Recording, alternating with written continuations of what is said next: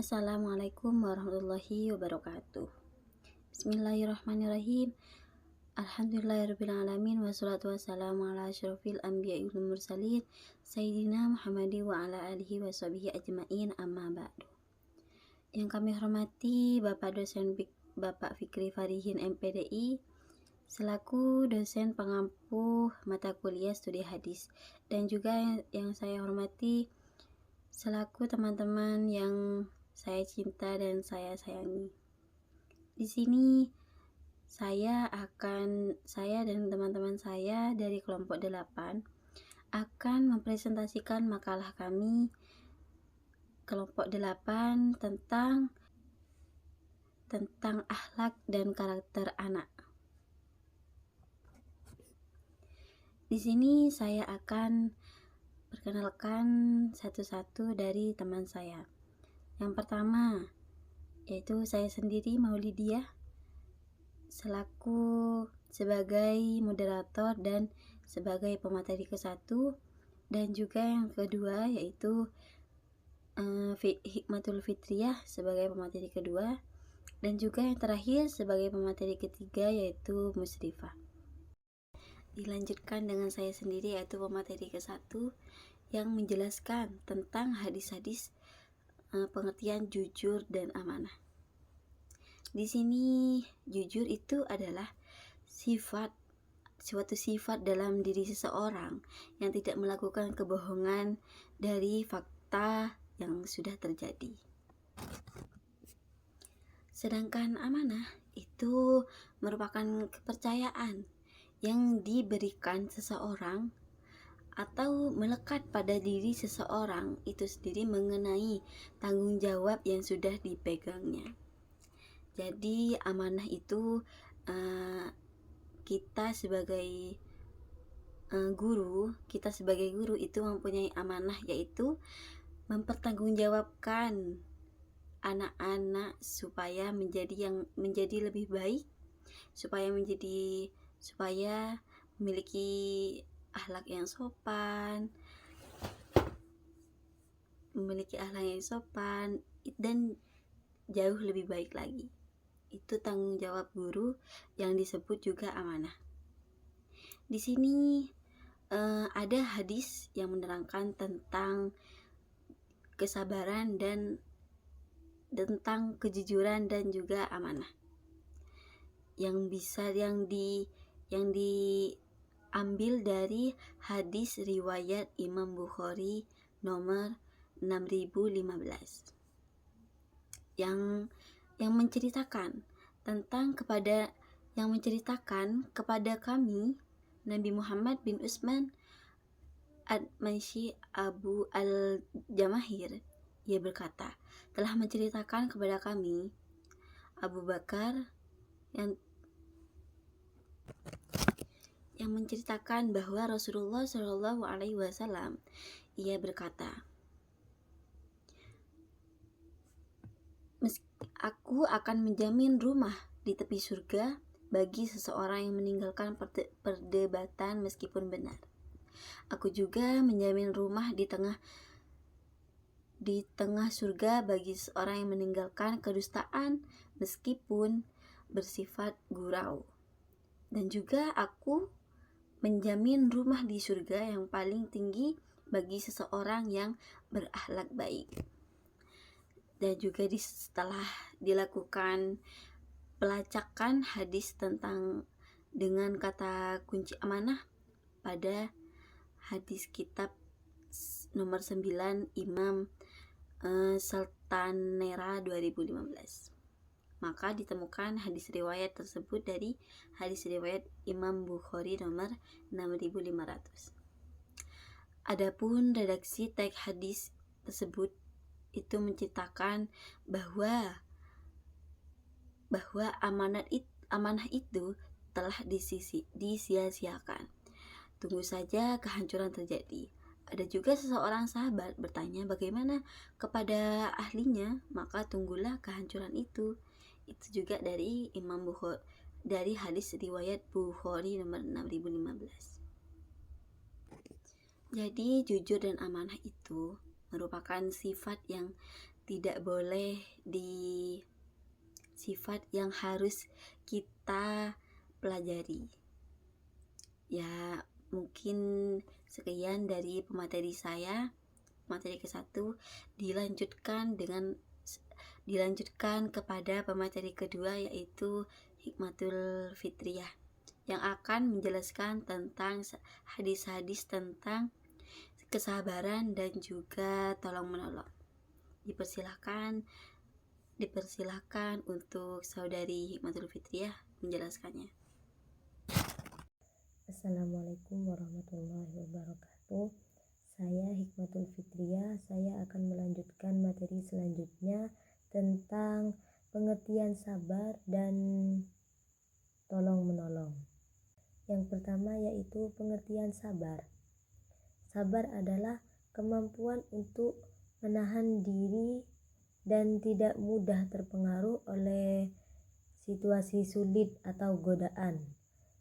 Dan sabar yaitu terbagi menjadi dua, yaitu sabar jasmani dan sabar rohani. Nah, sabar jasmani yaitu contohnya seperti melakukan ibadah atau menghadapi kesulitan fisik. Yang kedua yaitu sabar rohani. Apa sabar rohani? Yaitu sabar dalam menahan nafsu dan menahan emosi negatif. Sabar memiliki beberapa aspek, yang diantaranya yaitu menahan diri dan dari tindakan yang tidak baik, dan menerima cobaan dengan tenang, dan menjaga akhlak yang baik. Nah, itu cara menjaga beberapa aspek sabar. Dan yang kedua yaitu tentang tolong menolong. Apa tolong menolong itu? Tolong menolong adalah sikap saling membantu dan mendukung dalam melakukan kebaikan. Dan disebutkan dalam Al-Quran, Allah memerintahkan kita untuk saling tolong menolong dalam kebajikan dan takwa, dan bukan dalam dosa dan permusuhan. Dan dengan sikap sabar dan tolong menolong adalah dua konsep yang sangat penting dalam kehidupan sehari-hari. Dengan sabar, kita dapat menghadapi kesulitan dengan lebih tenang dan bijak. Dan dengan tolong menolong, kita dapat membangun hubungan yang harmonis dan saling mendukung dalam melakukan kebaikan. Mungkin itu saja yang bisa saya sampaikan. Kurang lebihnya mohon maaf. Wassalamualaikum warahmatullahi wabarakatuh. Terima kasih kepada pemateri kedua yang sudah menjelaskan tentang hadis-hadis tentang kesabaran dan juga tolong menolong. Dan dilanjutkan kembali kepada pemateri ketiga, yaitu Musrifah, yang akan menjelaskan tentang hadis-hadis tentang hormat kepada orang tua dan juga hormat kepada guru. Dipersilakan saudari Musrifah untuk menjelaskannya. Assalamualaikum warahmatullahi wabarakatuh. Perkenalkan, nama saya Musrifah. Saya dari program studi pendidikan anak usia dini. Di sini saya akan melanjutkan materi yang sudah dibahas di awal. Saya di sini akan membahas tentang pengertian hormat kepada orang tua dan juga kepada guru. Hormat kepada orang tua yaitu berbakti kepada orang tua adalah kewajiban utama dalam Islam, seperti halnya kita tidak menyakiti hati orang tua baik dalam hal ucapan ataupun perilaku. Namun ada juga cara lain yang bisa menunjukkan sikap birrul walidain seorang anak kepada orang tua. Adapun bentuk-bentuk birrul walidain menghormati kedua orang tua dengan penuh rasa terima kasih dan kasih sayang atas jasa-jasa keduanya yang tidak mungkin bisa dinilai dengan apapun. Banyak cara untuk menunjukkan rasa hormat kepada orang tua, antara lain yaitu memanggil dengan panggilan yang menunjukkan hormat, berbicara dengan lemah lembut, tidak mengungkapkan kata-kata kasar. Dan juga bisa juga seperti menghormati, kalau kita mau keluar itu berpamitan dulu, memberi kabar tentang keadaan kita, menanyakan kabar kepada orang tua ketika tidak berkumpul.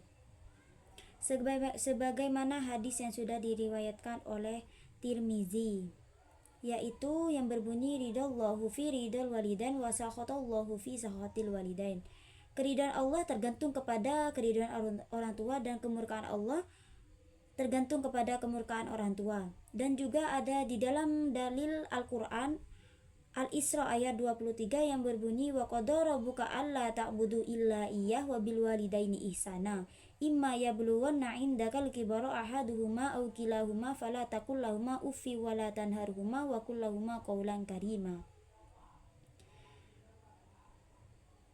Yang kedua, yaitu saya akan membahas tentang hormat kepada guru. Ihtiramul muallimi. Menghormati guru berarti menunjukkan sikap memuliakan dan menghargai orang yang telah memberikan ilmu dan mendidik kita. Bisa juga yaitu etika yang wajib dipenuhi oleh seorang murid terhadap gurunya, yaitu apabila menghadap guru atau kebetulan berjumpa dengannya di jalan, berilah salam lebih dahulu kepadanya. Jangan banyak bicara di hadapannya maupun membicarakan hal-hal yang tidak berguna, apalagi jika perbincangan itu tidak berkenan di hati guru.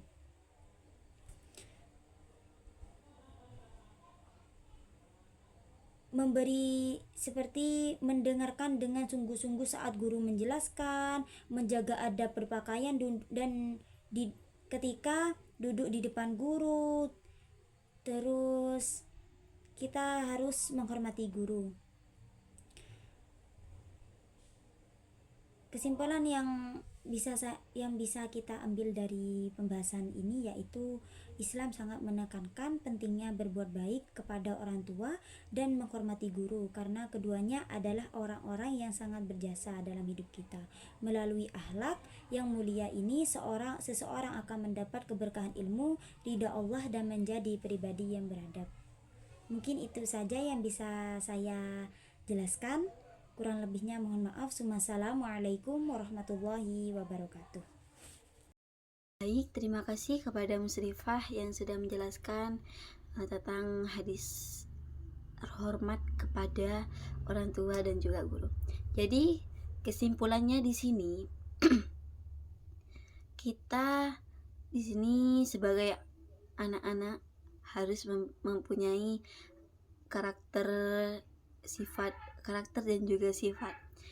Di sini ada karakter dan juga sifat yang jujur, amanah, dan juga sabar, tolong menolong, dan juga hormat kepada orang tua dan juga guru. Itu wajib kita patuhi sifat tersebut. Itu juga pengertian jujur itu merupakan sifat di mana seseorang itu tidak melakukan kebohongan, sedangkan amanah itu diri seseorang yang mempunyai tanggung jawab terhadap tanggung jawabnya sendiri. Di sini juga ada sabar. Sabar itu yang sudah dijelaskan dari Baik Hikmatul Fitriyah, dan juga tolong menolong, dan juga berbakti kepada orang tua dan juga berbakti kepada guru yang sudah dijelaskan dari saudari Musrifah. Terima kasih, sekian dari kelompok kami. Kurang lebihnya mohon maaf. Sekian, assalamualaikum warahmatullahi wabarakatuh.